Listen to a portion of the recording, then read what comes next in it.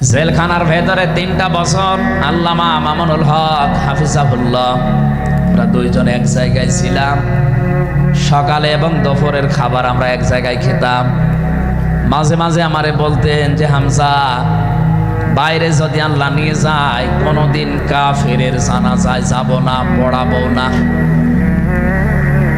আমারে বারবার জিজ্ঞাসা করেছে, ভাই আপনি কাফের পান কোথায়? বাংলাদেশে তো সেরকম কাফের আমরা দেখি না। উনি আয়াতটা আমাকে শুনিয়ে বলেছিলেন, কাফের তো তারা যারা আল্লাহর কোরআনে বাধা দেয়। সুতরাং এই দেশে যারা কোরআনে বাধা দেবে সে ডাইরেক্ট হোক ইনডাইরেক্ট হোক, সূরা হামিম সেজদার 26 নম্বর আয়াতের দলিল অনুযায়ী লোকটা কাফের। কাফেরের জানাজা পড়া কিন্তু হারাম। আমার মনে হয় এখন দেশের অবস্থা যা, আমরা যদি এই সিদ্ধান্তে উপনীত হতে পারি যে কাফেরের জানাজা বন্ধ হয়ে যাবে, আগামীতে কোরআনে কারীম বাধা দেওয়ার মতো সাহস অনেকেই করবে না। কোরআনে কারীমের শ্রোতা 1 নম্বরে পেলাম যারা কাফের। 15.5 বছর থেকে শুরু করে 54 বছর আমরা যা দেখলাম, অনেকেই কিন্তু ডাইরেক্ট ইনডাইরেক্ট বাধা দিয়েছেন। এখনো যদি ওইরকম মানুষ থাকেন এই দেশে, আপনি তাওবা করবেন, আপনি সংশোধিত হয়ে যাবেন। আর যেহেতু এখন সংস্কার চলছে, আপনি নিজেকেও সংস্কার করে নেবেন। কোরআনের শ্রোতা হিসাবে আমরা 2 নম্বরে পেয়েছি তাদের নাম। আল্লাহ রাব্বুল আলামিন বলেন, ওয়াইযা কিলা লাহুম তাআলাউ ইলা মা আনজালাল্লাহু ওয়া ইলার রাসূলি রাআইতাল মুনাফিকিনা ইয়াসুদ্দুনা আনকা সুদুদা। সূরা নিসার 61 নম্বর আয়াতে আছে, হে নবী, মানুষদেরকে আপনি যখন বলবেন আসো আল্লাহর বিধানের দিকে আসো, রাসূলের জীবনের দিকে আসো, আপনি দেখতে পাবেন অনেক মানুষ শুনতেও আসবে কোরআন, আপনার কথাও শুনতে আসবে। কিন্তু যখন দেখবে যে এগুলো কোরআনের সাথে আমাদের জীবনের মিল নেই, রাসূলের এই আদর্শের দিকে ডাকে, এগুলোর সাথে বাস্তবতা আমাদের মেলে না, রাআইতাল মুনাফিকিনা ইয়াসুদ্দুনা আনকা সুদুদা, আপনি দেখতে পাবেন ও মানুষগুলো আস্তে করে আপনার কাছ থেকে পেছন ফিরে কেটে পড়ছে। বলেন নাউজুবিল্লাহ। সুতরাং কোরআন শুনতে এসে যেগুলো যাদের জীবনে মিলবে না, এই মানুষগুলো যদি মন খারাপ করে, রাগ করে, যে কোনো কায়দায় চলে যেতে চান, আপনি মনে করবেন মুনাফিকের জার আপনার ভেতরে আছে। আল্লাহ আমাদের হেফাজত করুন, বলেন আমিন।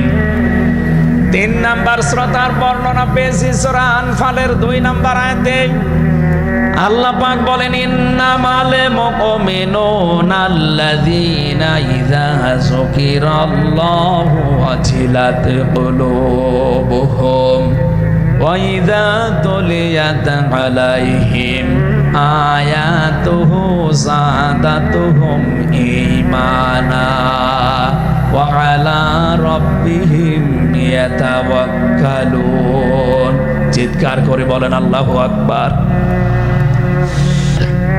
আল্লাহ পাক বলেন, আমার দৃষ্টিতে তো কোরআনের শ্রোতা আসল এবং মুমিন তারা, যাদের সামনে আমার নাম উচ্চারণ হলে তাদের অন্তরাত্মা কেঁপে ওঠে, আমার আয়াতগুলো তাদের সামনে তেলাওয়াত হলে এ মানুষগুলোর ঈমান ভেতরে যা আছে এটা আরো বেড়ে যায়।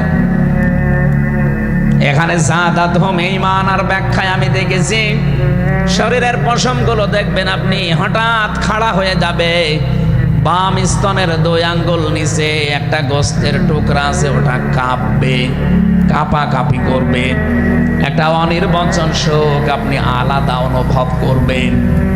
এই 3টা যদি এখন আমাদের ভেতরে তৈরি হয়, আলা রাব্বিহিম ইয়াতাওয়াক্কালুন, বাড়ি যাওয়ার আগে এই সিদ্ধান্ত নিয়ে যাওয়া যাবে যে আল্লাহ ছাড়া আর কারো উপরে আমরা ভরসা করি না। বলেন সুবহানাল্লাহ। এই 3টা আয়াত দিয়ে আমি বোঝাতে চেয়েছি কাফের কারা, মুনাফিক কারা, আল্লাহর দৃষ্টিতে মুমিন কারা। তিন নাম্বার এই তরিকায় যদি আমরা এই তিনটি গুণ অর্জন করতে পারি, আজকে আল্লাহর কথাগুলো শুনলে আপনার ভেতরে কাঁপ ধরবে।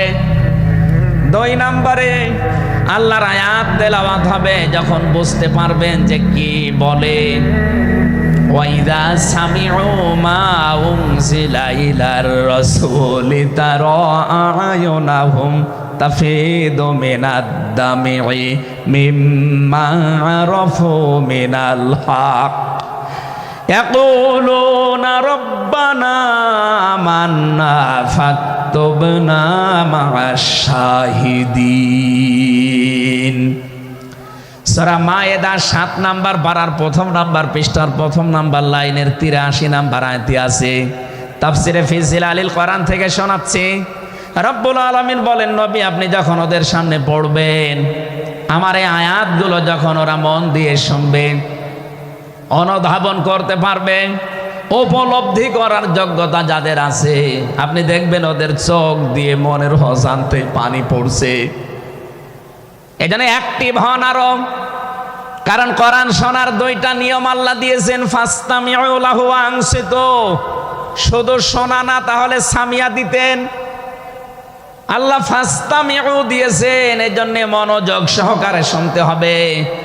আজকের তেলাওয়াতকৃত আয়াত থেকে আমরা তাফসীর আকারে কথা বলবো ইনশাআল্লাহ। 2 নাম্বারে চুপ থাকা লাগবে। আমি এখনো অনেককে দেখতে পাচ্ছি এদিকে ওদিকে তাকাচ্ছেন, গল্প করছেন। আশা করছি কোরআনে বর্ণিত আল্লাহর এই 2টা নির্দেশ আপনি মেনে নেবেন। 1 নাম্বারে চুপ থাকবেন, 2 নাম্বারে মনোযোগ সহকারে শুনবেন। লাআল্লাকুম তুরহামুন, আশা করা যায় আল্লাহর রহমত এখানে নাজিল হবে। আল্লাহ আমাদেরকে আয়াতটা মেনে চলার তৌফিক দেন, বলেন আমিন। এজন্য কোরআনের আলোচনা শুনলে সবার চোখে পানি আসবে না। যারা এটা উপলব্ধি করতে পারবে, অনুধাবন করতে পারবে, আপনি দেখবেন তাদের মনের অজান্তেই কখন যেন চোখ দিয়ে পানি গড়িয়ে পড়ছে, তারা নিজেরাও টের পাবে না। আল্লাহ যেন এই 3 নাম্বার এই প্রকার শ্রোতা হিসাবে আমাদের কবুল করেন, বলেন আমিন। দরুদ আর সালাম পাঠ করছি আমাদের নবী মুহাম্মদুর রাসূলুল্লাহ সাল্লাল্লাহু আলাইহি ওয়াসাল্লামের প্রতি, যার প্রতি কোরআনে কারীম আল্লাহ নাযিল করেছেন। সেই কোরআনকে যদি আপনি জিজ্ঞাসা করেন, হে কোরআন, যার উপরে নাজিল হলে তার সম্পর্কে তোমার ভেতরে কোনো কিছু আছে, কোনো পরিচয়? আল্লাহ রাব্বুল আলামিনের কোরআন আমাদেরকে শোনাচ্ছে,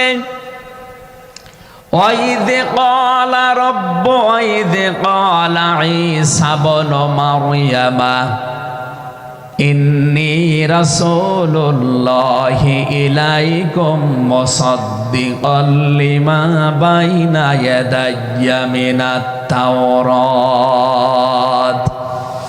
আয়াতের শেষের দিকে আল্লাহ ইসমুহু আহমাদ এই শব্দ দিয়ে জানিয়েছেন, হযরত ঈসা আলাইহিস সালাম তিনি জানিয়ে গিয়েছেন এই পৃথিবীতে আমার পরে একজন নবী আসবে যার নাম হবে আহমদ।